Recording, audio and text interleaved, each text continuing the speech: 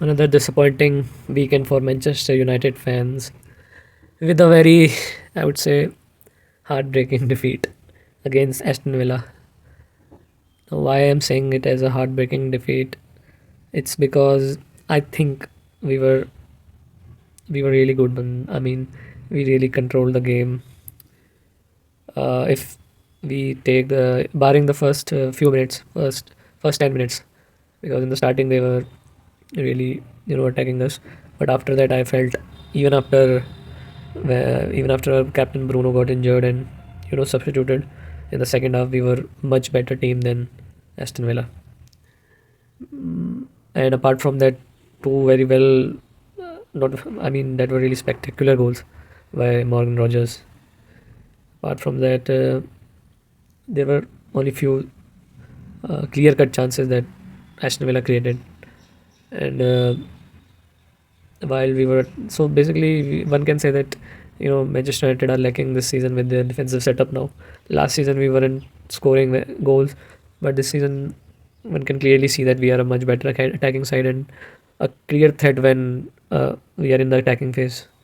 But this season we are getting disappointed by our defensive display.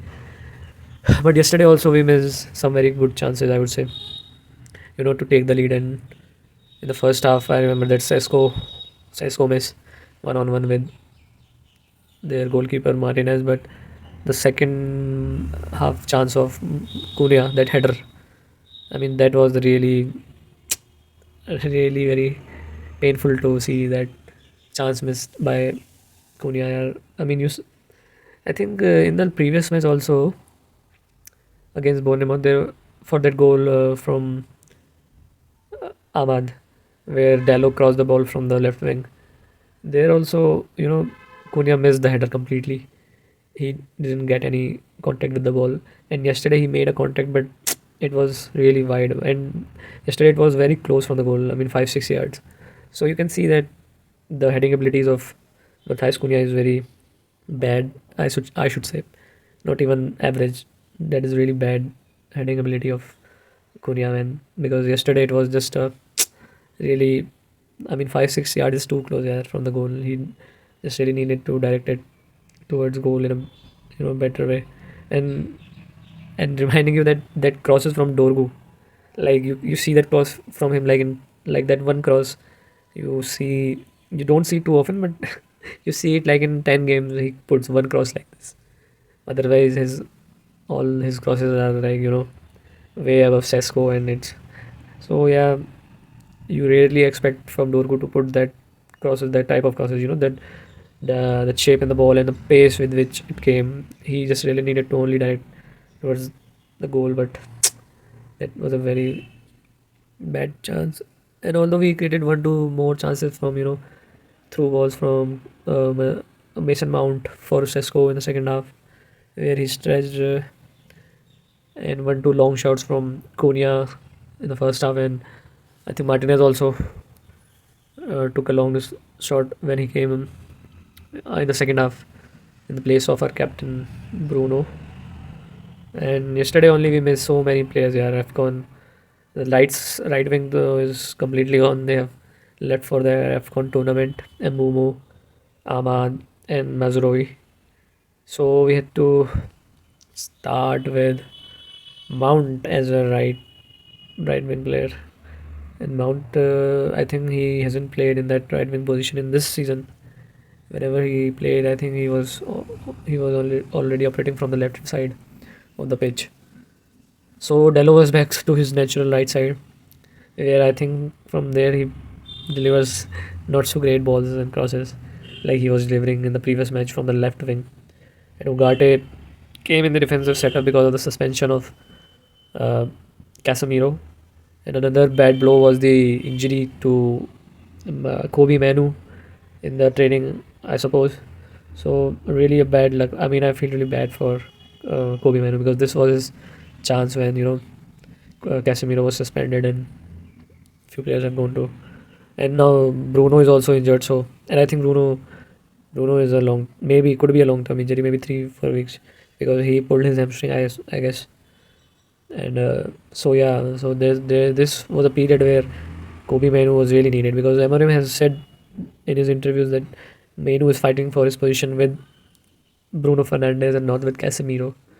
So, I mean, if Kobbie was present yesterday, and after the Bruno injury, I suppose I think that Amorim would have brought Kobbie into the field uh, instead of Martinez, because surely we lacked some after the Bruno substitution. I felt that we were having the control, but we weren't creating very good chances, very clear cut chances, or very we didn't see any through balls from Martinez or Ugarte. Martinez put some, he really connected well some long balls and took one shot also, but not that that threatening through ball that Bruno produced. So clearly we lacked some attacking flair after that injury to Bruno, and now I know, and we don't know for how long this Kobbie is also injured. And yes, Sesko was also back yesterday starting lineup. So yeah, this was the only lineup. Dorgu was also playing from the left side. Rest back three was the same. Yoro, Heaven, and Shaw. In the starting only, we saw why Amorim is not trusting Ugarte in that defensive midfield role, because you see, Bruno was up, and Cunha was also up.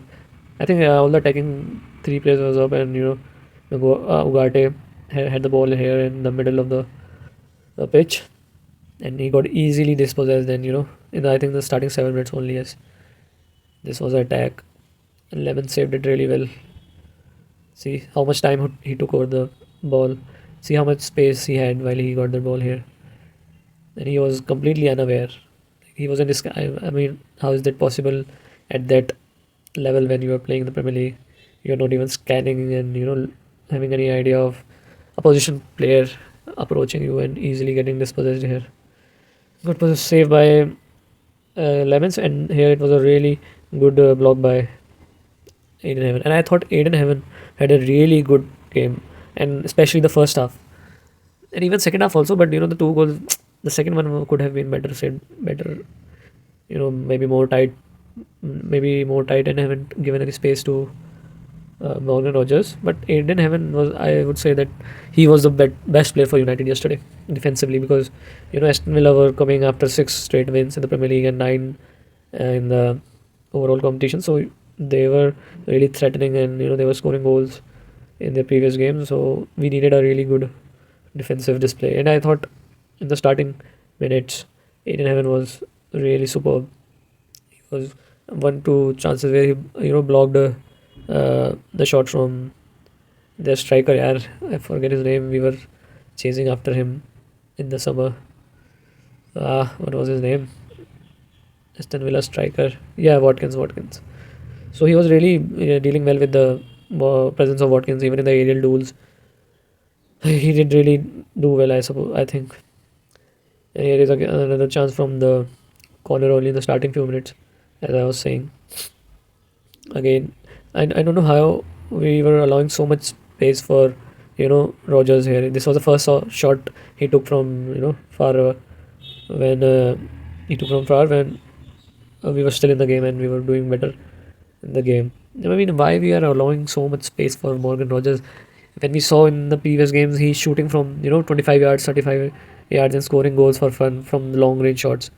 And I don't know why haven't our players seen that, or haven't our staff seen that and told the players to specially mark that guy and never give him space to shoot.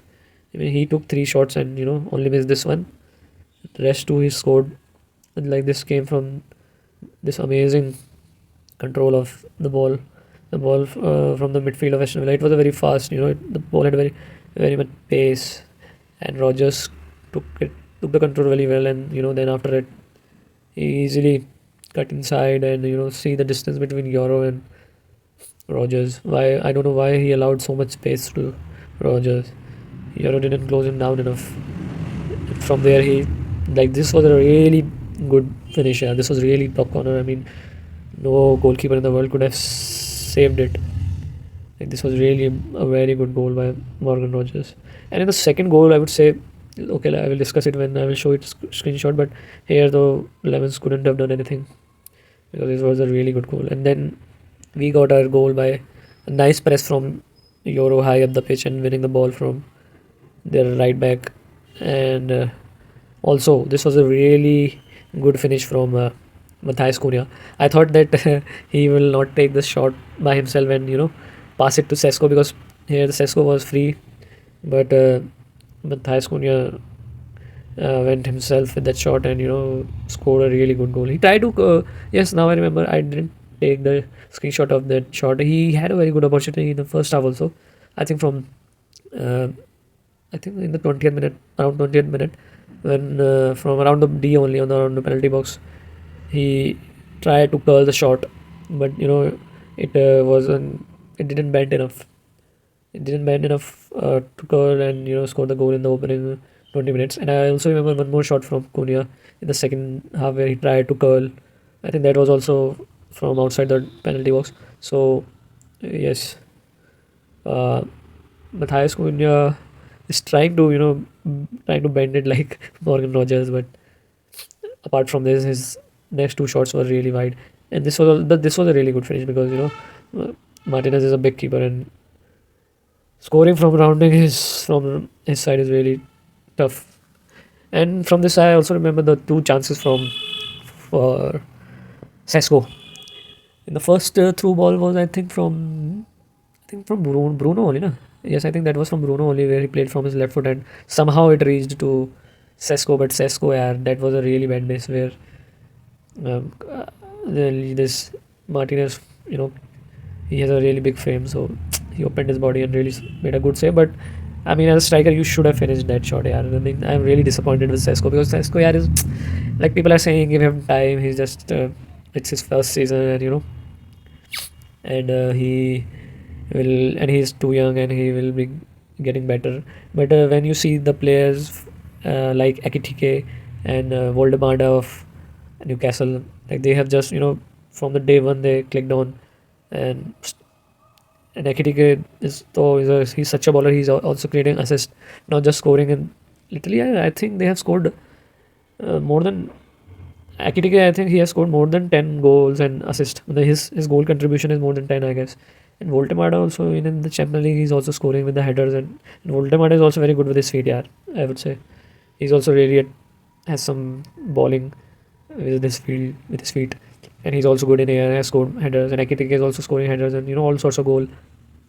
So when we see them, and when we see Sesko, I also remember one chance when from the through ball from Cunha, he took past that goalkeeper in such a high speed, and his touch was this heavy that he went outside to the goal line only. I mean, that was a really bad. He could have taken his first shot from his left foot only, tried to lob it over Cunha, but yeah, I don't find Sesko, like as Amorim was saying the starting, like he will be a long term striker for Manchester United. I don't see the abilities from him. Yeah, like really. I mean, you can say that he's lacking in confidence, but some of the chances, like the first one, yeah, that has to be buried. As a striker, you have to bury those chances. So this was a Bruno after the first half coming out of this dressing room, and we started well. One or few chances like this was from Mount, I think, from the corner, and this was an attempt from Martinez from the long distance. This was close going outward, but good shot. This was a good shot, and this was the goal. Yeah, here I felt that Diallo was really bad, man. He completely switched off. Yeah, he completely allowed Watkins to cross from his left foot. I mean, he was expecting, like Diallo was expecting it to be a really bad cross, which, although you could say that it was a bad cross, but still you cannot allow the players to put the ball in the box like that. Like, he completely left it. Yeah, I would say Diallo really pissed me off from here, like this defending, and you see we couldn't manage to clear it. Players and here and then he got the ball. Rogers, see Yoro isn't even aware where he's not even looking towards the player, towards the opponent, and only watching the ball. And it's too late when he saw and gave a really good chance for Rogers to score. And see, here I was also a little bit disappointed, not so disappointed, but Now in the previous game also, I for the free kick I was a little bit skeptical of our goalkeeper Lemons with his positioning. Here also, I mean, when he's watching that Rogers has come inside and he's trying to go for a shoot. Look at the position of our goalkeeper. I felt that this was a really bad positioning. I felt that if Lemons was inside by a foot, he may have got a shot, may have got a hand on the ball. And I remember in the first few games also where from a long distance he got easily beaten up. That was I think from I don't remember the player who shot it, but it was in his starting few games where he missed the ball and the ball went from over his head, and I mean the timing of his hand to save the ball, and that was like really not far from Lemons. Here he got really far. So yeah, Lemon. I mean he has to work in this positioning. He's really good at collecting balls and coming outside of his line and showing some presence in the air, but the shot stopping ability is really not close to Peter Schmeichel, as fans are calling him to be Peter Schmeichel in disguise. But shot stopping, I don't think so. He's nowhere close to Schmeichel or De Gea. De Gea is the elite stopper. So yes, we got punished here again. Twice it was Yoro who didn't close Rogers enough and allowed him to shoot. Where is this one? Let's see. 1 or 2 foot to the right, to his left, and he could have saved it. This was a shot from Diallo, the late minute, and then from Dorgu it got blocked. And now this was a cross. Yeah, this was such a good cross. We really really see from Dorgu, and this was the very bad attempt. Very bad attempt by Cunha. How could he miss this? I don't know how man he missed this chance. And I wish that here, for this chance, maybe Sesko could have attacked there, and Sesko was there. Sesko wasn't substituted till this cross. So I thought that after the watching that replay, I thought maybe Sesko could have been here and maybe he could have buried with his header. But even though Cunha should have done better, it was so close, man. And I was so disappointed to see Lindelof, our ex-player, went to Aston Villa and he is sitting above the table now, and he will play in the Champions League next season because Aston Villa are playing really well. Yeah, they will definitely qualify for the Champions League next season. So yes, see our ex players, they are going and they are doing well in whichever teams they are going. And Lindelof now will be playing Champions League next season. This season only he is also playing, right? Aston Villa is in the Champions League this season also. This was a free kick, a very good free kick, but not down enough for the scoring. And yeah, this was the final chance for United. And yesterday we saw two youngsters. One is the right winger Shia Lacey, left-footed player, and another was Fletcher, the boy, the son of our yesteryear's midfielder Darren Fletcher. Now let's see what happens next after these injuries of Bruno and Kobbie. I don't know. Maybe he could give chance to these youngsters in the midfield, but Casemiro will be returning in the next match now. Let's see what happens.